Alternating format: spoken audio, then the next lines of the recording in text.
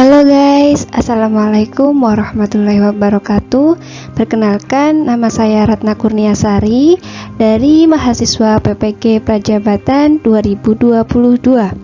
Pada kesempatan kali ini, saya akan menjelaskan mengenai gerakan transformasi Ki Hajar Dewantara dalam perkembangan pendidikan sebelum dan sesudah kemerdekaan.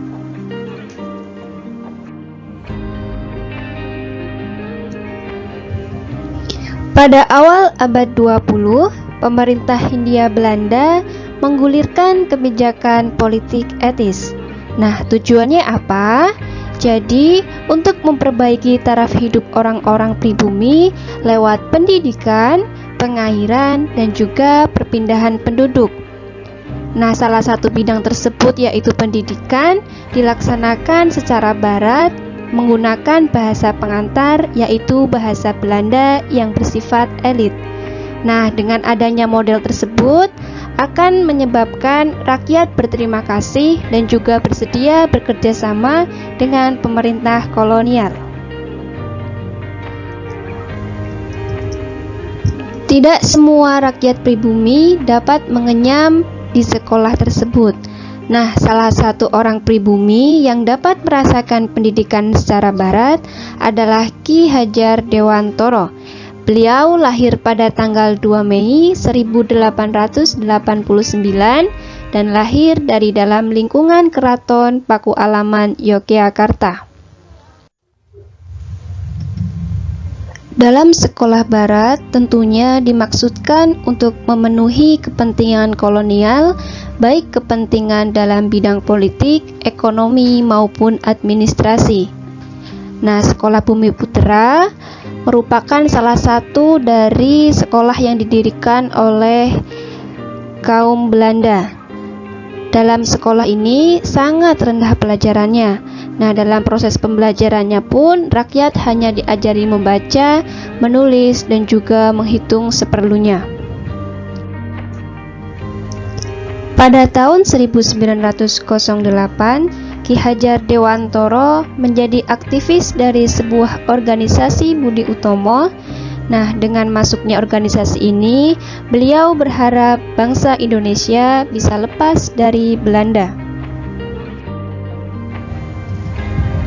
Selanjutnya, pada tahun 1912, bersama dengan Dr. Cipto Mangunkusumo dan Douwe Dekker, Ki Hajar Dewantara mendirikan organisasi Indische Partij. Alasan Ki Hajar Dewantara ingin memajukan pendidikan bangsa Indonesia karena bangsa ini sangat dikuasai oleh pemerintah kolonial Hindia Belanda.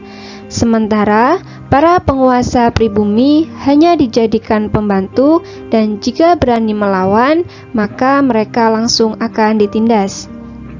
Maka Ki Hajar Dewantara berpendapat bahwa kita wajib berusaha sendiri untuk memperbanyak sekolah untuk anak-anak kita di seluruh Indonesia, memperbaiki pelajaran hingga anak-anak kita nantinya dengan mudah dapat turut naik ke sekolah yang lebih tinggi.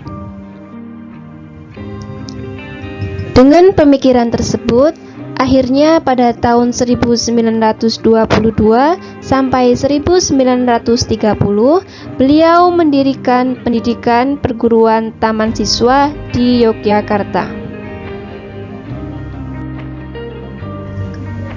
Proses pembelajaran pada taman siswa yaitu guru membelajarkan materi pelajaran ditambah pendidikan kebangsaan dan budi pekerti. Hal itu bertujuan untuk menyiapkan rasa kebebasan dan tanggung jawab agar anak-anak berkembang merdeka serta menjadi putra-putri tanah air yang setia dan juga bersemangat. Dan dengan patriotisme Indonesia memiliki rasa pengabdian tinggi bagi nusa dan juga bangsa. Sampai saat ini, pemikiran pendidikan Ki Hajar Dewantara sangat relevan dengan pendidikan saat ini seperti tujuan pembelajaran. Nah, tujuan pendidikan itu dalam 4 dimensi, yaitu tujuan jasmani, akal, rohani, dan juga sosial. Nah, sebagai tokoh yang begitu memperjuangkan pendidikan bangsa Indonesia, akhirnya pada tanggal 2 Mei ditetapkan sebagai Hari Pendidikan Nasional yang merupakan tanggal lahir Ki Hajar Dewantoro. Sekian pemaparan materi gerakan transformasi Ki Hajar Dewantoro dalam perkembangan pendidikan sebelum dan juga sesudah kemerdekaan. Apabila ada salah kata, mohon maaf. Wassalamualaikum warahmatullahi wabarakatuh.